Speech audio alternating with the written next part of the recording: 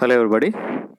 Goods and service tax ఫండమెంటల్స్లో ఈరోజు క్లాస్లో మనం tax on items containing alcohol tax on items containing alcohol అంటే మద్యపాన ఉత్పత్తులపై ఉన్నటువంటి పన్ను గురించి మనం ఈరోజు క్లాస్లో మాట్లాడదాం. Tax on items containing alcohol, మద్యపాన ఉత్పత్తులపై పన్ను.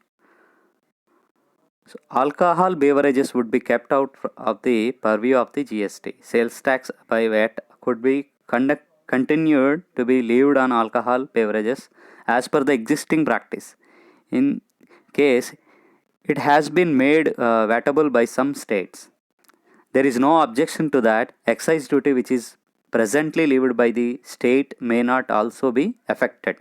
Like mentioned fuels, alcohol, also sin goods. Therefore, on the same analogy, we are recommended to a dual levy of GST and excise on the entire range of the goods, entire range of these goods. As a general rule, no input credit will be allowed to any person in respect of GST on these goods since they are predominantly used in final consumption. However, this is general rule should be relaxed in the case of a dealer trading in these goods on the consideration that the consumption is essentially intermediate in nature. Further, no input tax credit in this respect of excise would be allowed any person. Alcohol beverages would be kept out from the purview of GST.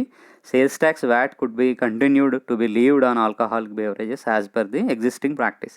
In case it has been made vatable by some states, there is no objection to that. Excise duty which is presently levied by the state may not be also affected. Like I mentioned, fuels, alcohol, also sin goods. Therefore, on the same analogy, we recommended a dual levy of GST and excise on the entire range of these goods. So మద్యపానికి సంబంధించినటువంటి ఆల్కహాల్కి సంబంధించినటువంటి ఉత్పత్తులు, ఇవి alcohol మరియు ఆల్కహాల్కి సంబంధించినటువంటి ఉత్పత్తులు GST పరిధి వెలుపల ఉంచడం అనేది జరిగింది. ప్రస్తుత ఉన్నటువంటి పద్ధతి ప్రకారం ఈ వస్తువుల మీద అమ్మక పన్ను లేదా విలువ ఆధారిత పన్ను అంటే వ్యాట్, సేల్స్ ట్యాక్స్ కానీ వ్యాట్ కానీ విధించడం జరుగుతుంది.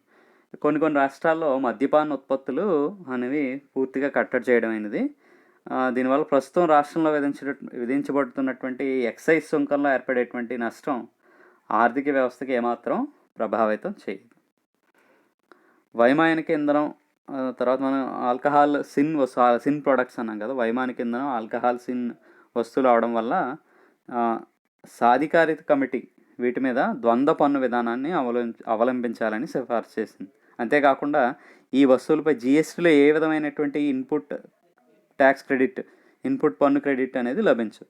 దీనికి ప్రధాన కారణం ఈ వస్తువులు అంతిమంగా మాత్రమే వినియోగించబడతాయి. అయితే ఈ వస్తువులను పంపిణీ చేసేటువంటి డీలర్లు దృష్టిలో ఉంచుకొని ఈ నియమాన్ని సడలించారు. ఎందుకంటే వినియోగం సహజంగా మధ్యంతరంగా ఉంటుంది కాబట్టి దీంతోపాటు ఈ వస్తువుల మీద ఎక్సైజ్ సుంకం విషయంలో పన్ను క్రెడిట్ ఇవ్వబడదు. అందుచే ఈ ఉత్పత్తుల విషయంలో కేంద్ర రాష్ట్ర ప్రభుత్వాలు పన్ను విధింపుకు ఒక తటస్థమైన విధానాన్ని అవలంబించాల్సి ఉంటుంది. అయితే పొగాకు, మద్యపాన ఉత్పత్తులపై అధిక పన్ను రేటు పన్ను ఎగవేతలను ప్రోత్సహించి అవాంఛనీయ కార్యకలాపాలకు నిధులను సమకూరుస్తాయని కమిటీచే దృఢంగా స్పష్టం చేయబడింది. సో మనం ముఖ్యంగా ఈ ఆల్కహాల్ ప్రోడక్ట్స్పై ఉన్నటువంటి ట్యాక్స్ గురించి మాట్లాడితే, సో మద్యపానం అలాగే మద్యపానంకు సంబంధించినటువంటి ఉత్పత్తులపై ఈ ట్యాక్స్ అనేది జిఎస్టీ పరిధి వెలుపల ఉండడం అనేది జరిగింది. సో ఎందుకంటే ప్రభుత్వ పద్ధతి ప్రకారం ఈ వస్తువులపై అమ్మక పన్ను లేదా విలువ ఆధారిత పన్ను అనేది విధించడం జరుగుతుంది. సో సేల్స్ ట్యాక్స్ కానీ వాల్యూ యాడెడ్ ట్యాక్స్ కానీ. సో దీని గురించి క్లియర్గా తెలుసుకోవాలనుకుంటే 2014 రాజ్యాంగ సవరణ ప్రకారం 122 ప్రకారం మానవులు తాగేటువంటి ఆల్కహాల్ను జిఎస్టీ పరిధి నుంచి తొలగించారు. ఎందుకంటే ఆర్టికల్ 366 నందు కొత్త నిబంధన 12A ప్రకారం వస్తు సేవల పన్ను అనగా మానవులు వినియోగించే ఆల్కహాల్ మినహా అన్ని వస్తువులు లేదా సేవల సరఫరా పన్ను పరిధిలోకి వస్తాయి. దీని యొక్క ప్రభావం ఏంటంటే మానవులు తాగేటువంటి ఆల్కహాల్ జిఎస్టీ పరిధి నుండి తొలగించబడింది. దీనిపై పన్నులు రాష్ట్రాలు విధిస్తాయి. రాష్ట్రం లోపలికి అమ్మకాలపై వాల్యూ యాడెడ్ ట్యాక్స్ వ్యాట్ కానీ, బయట రాష్ట్రాలకు చేసేటువంటి అమ్మకాలపై సెంట్రల్ సేల్స్ ట్యాక్స్ సిఎస్టీ విధించబడుతుంది. సమీప భవిష్యత్తులో ఆల్కహాల్ వస్తువుల విషయంలో మార్పు ఉండకపోవచ్చు. ఎందుకంటే ఆల్కహాల్‌ను జీఎస్టీ పరిధిలోకి తీసుకురావాలంటే మరొక రాజ్యాంగ సవరణ అనేది చేయాల్సినటువంటి అవసరం ఉంది. సో వీటి మీద ఉన్నటువంటి ప్రస్తుతం వీటి మీద ఒకటి అనుకూలమైనటువంటి వాదనలుంటే, కొన్ని వ్యతిరేకమైనటువంటి వాదనలు కూడా ఉన్నాయి. ప్రస్తుతం ఆల్కహాల్‌పై రాష్ట్ర ప్రభుత్వాలచే వాల్యూ యాడెడ్ ట్యాక్స్ అనేది విధించబడుతుంది. దీని ద్వారా ఎక్కువ మొత్తంలో నిధులు రాష్ట్రాలు పొందుతున్నాయి. జీఎస్టీ యొక్క ముఖ్య ఉద్దేశం కూడా రాష్ట్రాల ఆదాయాలను పరిరక్షించుటే.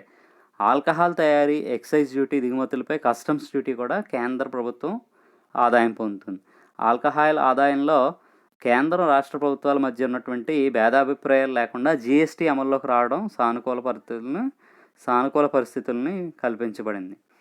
సో వ్యతిరేక వాదనలు చూస్తే కనుక జీఎస్టీ పరిధిలో అన్ని వస్తు సేవలని 0%, 5%, 12%, 18%, 28%లో పరిధిలో 5 రకాలుగా వర్గీకరిస్తే, కానీ ఆల్కహాల్‌పై వివిధ రాష్ట్రాల్లో వివిధ రకాలుగా ఉన్నాయి. మన ఒకే దేశం ఒకే పన్ను అనేది జీఎస్టీ నినాదం, కానీ ఎక్కువ పన్ను ఆదాయం కల్పించే ఆల్కహాల్‌ను జీఎస్టీ పరిధి నుంచి తొలగించడం జరిగింది. ఇది ఒక వ్యతిరేకమైనటువంటి వాదన.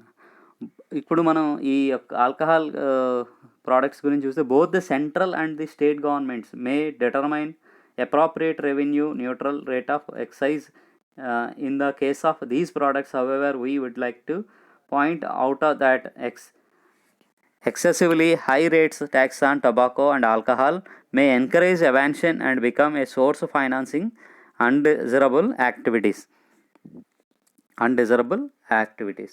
సో ఇది వైమానిక ఇంధనం మనం ఇందాక మాట్లాడుకున్నాం కదా, ఏదైతే general rule of no input credit will be allowed in respect of GST these goods since they are permanently used final consumption. However, the general rule should relax it in this case a dealer trading these goods and consideration that consumption is essentially intermediate in nature. Further, no input tax credit on respect of excise would not allow any person. Both the central and state governments may determine the appropriate revenue neutral rate of excise in the case of these products. However, we would like to point out excessively high rate of tax on tobacco and alcohol may encourage evasion and become a source for financing undesirable activities. So మనకి ఈ వైమానిక ఇంధనం అలాగే alcohol అనేవి sin products అవ్వడం వల్ల వీటి మీద సాధికారిక కమిటీ అనేది ఆ ద్వంద్వ పన్ను విధానాన్ని అవలంబించాలని సిఫార్సు చేసింది. అంతేకాకుండా ఈ వస్తువుల మీద జీఎస్టీలో ఏ విధమైనటువంటి ఇన్పుట్ ట్యాక్స్ క్రెడిట్ అనేది లభించదు. దీనికి ప్రధాన కారణం ఈ వస్తువులు అంతిమంగా మాత్రమే వినియోగించబడతాయి. అయితే ఈ వస్తువులు పంపిణీ చేసేటువంటి డీలర్లని దృష్టిలో ఉంచుకొని ఈ నియమాన్ని కొంచెం సడలించారు. ఎందుకంటే వినియోగం సహజంగా మధ్యంతరంగా ఉంటుంది కాబట్టి, దీంతోపాటు వస్తువులపై ఎక్సైజ్ సుంకం విషయంలో ఏ విధమైనటువంటి పన్ను క్రెడిట్ అనేది ఇవ్వబడదు. అందుచేత ఈ ఉత్పత్తుల విషయంలో కేంద్ర రాష్ట్ర ప్రభుత్వాలు పన్ను విధింపునకు ఒక తటస్థమైనటువంటి విధానాన్ని అవలంబించాల్సి ఉంటుంది. అయితే పొగాకు, మద్యపాన ఉత్పత్తులపై అధిక పన్ను ఎగవేత ప్రోత్సహించి అవాంఛనీయమైనటువంటి కార్యకలాపాలు నిధులు సమకూరుస్తాయని కమిటీచే దృఢంగా స్పష్టం చేయబడింది. సో మనం ప్రస్తుతం ఆల్కహాల్పై రాష్ట్ర ప్రభుత్వాలు విధించేటువంటి వాల్యూ యాడెడ్ ట్యాక్స్, దీని ద్వారా ఎక్కువ మొత్తంలో నిధులు వస్తున్నాయి. అలాగే జీఎస్టీ యొక్క ముఖ్య ఉద్దేశం కూడా రాష్ట్రాల యొక్క ఆదాయ వనరులను పరిరక్షించడం. ఆల్కహాల్ తయారీపై ఎక్సైజ్ డ్యూటీ, దిగుమతులపై కస్టమ్స్ డ్యూటీ ద్వారా కేంద్ర ప్రభుత్వం అనేది ఆదాయం పొందుతుంది. ఆల్కహాల్ ఆదాయంలో కేంద్ర రాష్ట్ర ప్రభుత్వాలు, స్టేట్ అండ్ సెంట్రల్ గవర్నమెంట్స్ వీటి మధ్య భేదాభిప్రాయాలు లేకుండా ఉండడం అనేది జీఎస్టీ అమల్లోకి రావడం వల్ల సానుకూల పరిస్థితులు అనేవి ఏర్పడ్డాయి.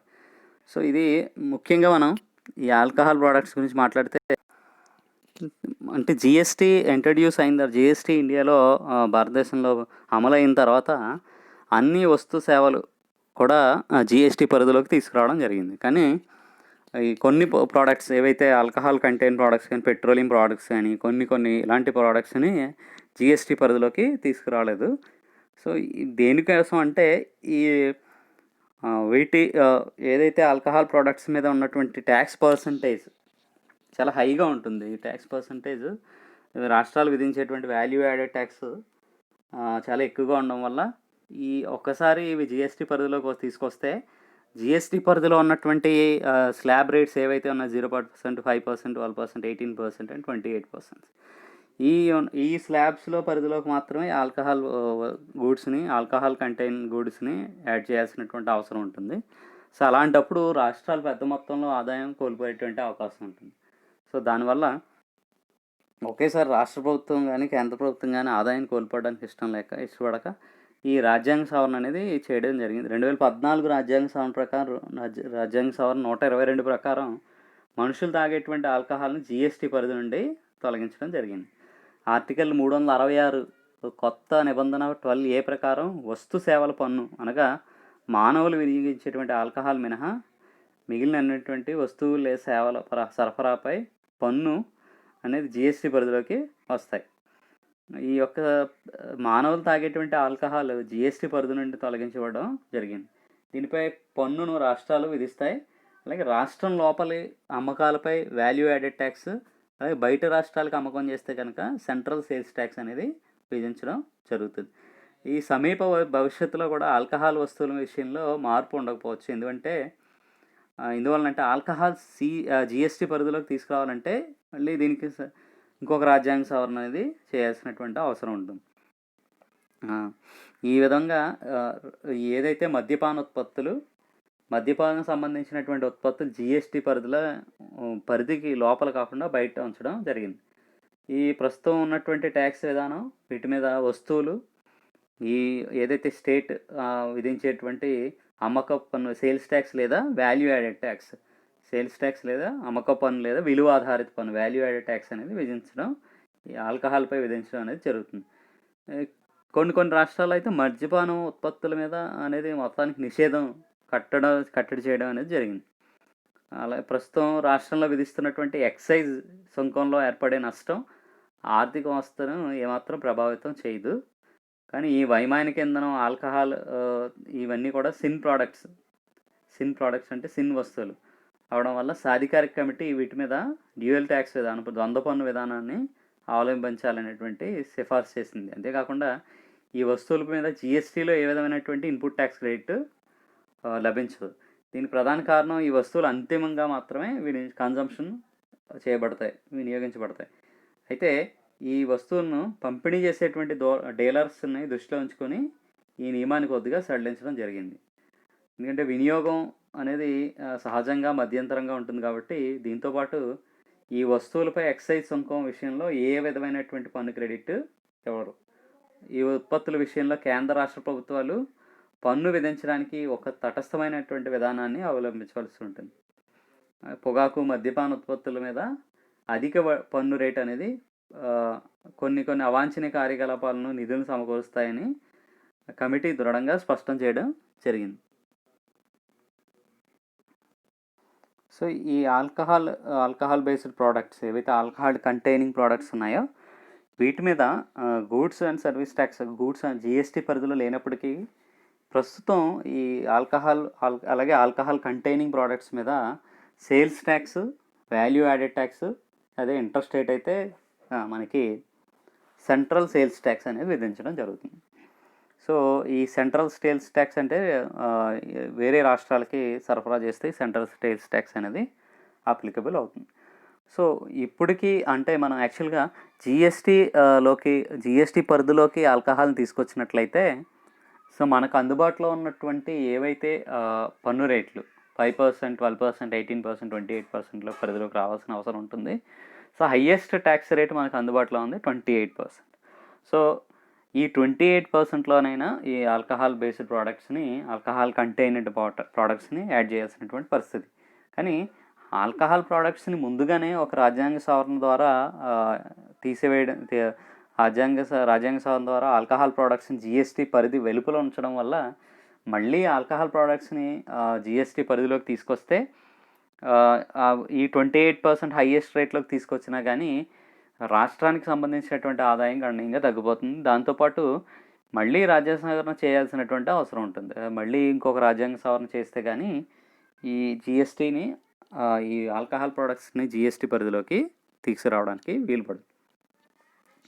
ఒకవేళ ఈ జిఎస్టీ పరిధిలోకి ఆల్కహాల్ ప్రొడక్ట్స్ని తీసుకొచ్చినట్లయితే వాల్యూ యాడెడ్ ట్యాక్స్ అనేది, తర్వాత సెంట్రల్ సేల్స్ ట్యాక్స్ అనేవి ఇవేమీ కనిపించవు. ఇంకా ఒకే ఒక్క పన్ను అనేది దీని మీద అప్లికేబుల్, ఈ ఆల్కహాల్ ప్రోడక్ట్స్ మీద అప్లికేబుల్ అవుతుంది.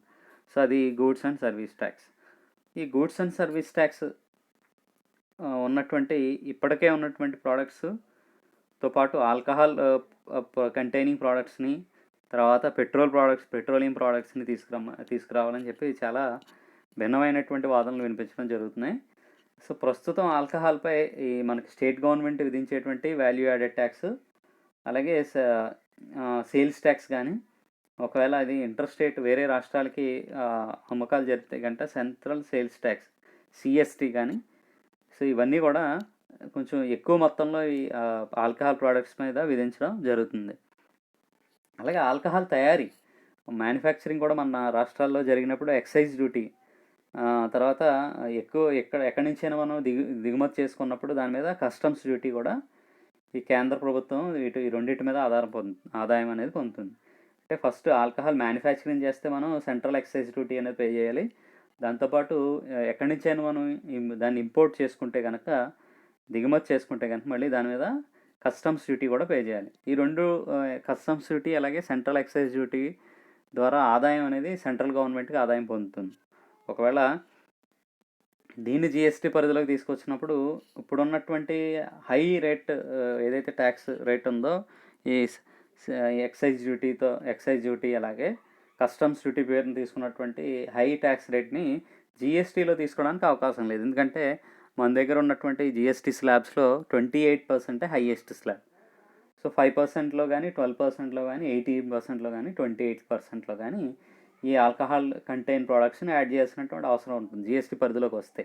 సో అలాంటప్పుడు కూడా రాష్ట్ర ప్రభుత్వం ఆదాయం తగ్గిపోతుంది, అలాగే కేంద్ర ప్రభుత్వం యొక్క ఆదాయం కూడా తగ్గిపోతుంది. అందువల్ల ఒకేసారి వీటి మీద వచ్చేటువంటి భారీ ఆదాయాన్ని కోల్పోవడం రాష్ట్ర ప్రభుత్వానికి అలాగే కేంద్ర ప్రభుత్వానికి కూడా మంచిది కాదనే ఉద్దేశంతో ఈ యొక్క రాజ్యాంగ సవరణ 122 కాన్స్టిట్యూషనల్ అమెండ్మెంట్ ప్రకారం ఈ యొక్క మనుషులు తాగేటువంటి ఆల్కహాల్ జిఎస్టీ పరిధి నుండి తొలగించి ఆర్టికల్ 366 నందు కొత్త నిబంధన 12A ప్రకారం వస్తు సేవల పన్ను మానవులు వినియోగించేటువంటి ఆల్కహాల్ మినహా మిగిలినన్ని వస్తువులు లేదా సేవల సరఫరాల మీద ఈ పన్ను పరిధిలోకి తీసుకురావడం అనేది జరిగింది. సో ఇది మన ఈ యొక్క tax on items containing alcohol యొక్క లేదా మద్యపాన ఉత్పత్తులపై పన్ను గురించి మనం ఈ విధంగా వివరించవచ్చు.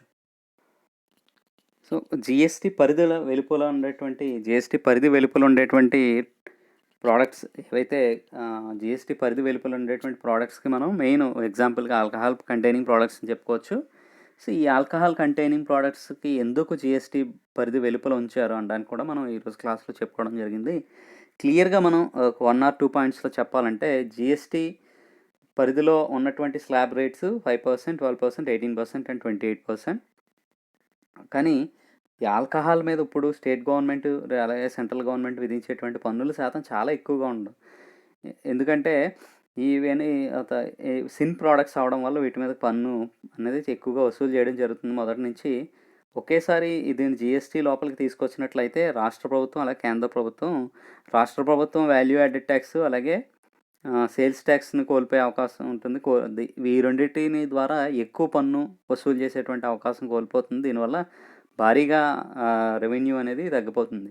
దాంతోపాటు ఏదైతే సెంట్రల్ గవర్నమెంట్ విధించేటువంటి సెంట్రల్ ఎక్సైజ్ డ్యూటీ, తర్వాత కస్టమ్స్ డ్యూటీ, ఈ యొక్క మ్యానుఫ్యాక్చరింగ్ మీద ఎక్సైజ్ డ్యూటీ కానీ, దిగుమతుల మీద ఇంపోర్ట్స్ చేసుకునే మా ఆల్కహాల్ కంటైనింగ్ ప్రోడక్ట్స్ మీద విధించేటువంటి కస్టమ్స్ డ్యూటీ కూడా సెంట్రల్ గవర్నమెంట్ అనేది ఆదాయం కోల్పోతుంది.